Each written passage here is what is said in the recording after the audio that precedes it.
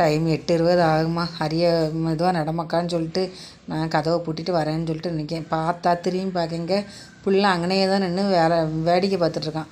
ஏன்னா மழை பெய்யுதுலங்க, பொசுங்கிக்கிட்டே இருக்குது. மழை ரொம்ப பெய்யலை, பொசுங்கிக்கிட்டே இருக்கனால அதை நின்று நனைஞ்சிட்டு இருக்கான். சரி பரவாயில்ல, மழை டைமில் வழுக்கி வேற கீழே விழுந்துடக்கூடாது. நான் மெதுவாக கையை பிடிச்சி கூட்டிட்டு வந்தாச்சுங்க கீழே. அவர் கீழே வந்தால் ஆடு மாடுகள் போகதை வேடிக்கை பார்த்துட்டே உட்காந்துட்டு இருந்தான்.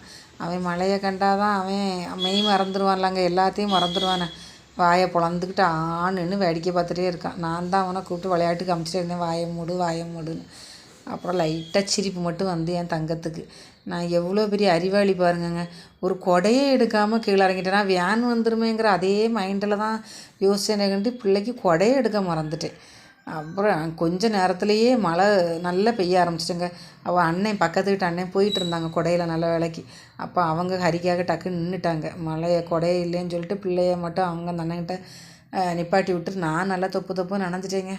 ஒரு 5 நிமிஷம் ஆயிடுச்சு வேன் வர்றதுக்கு. நான் அதுக்கப்புறம் சரி நம்ம நனைஞ்சிட்டா பரவாயில்லன்ட்டு பிள்ளைய மட்டும் வேனில் அதுக்கப்புறம் ஏற்றி விட்டுட்டேங்க.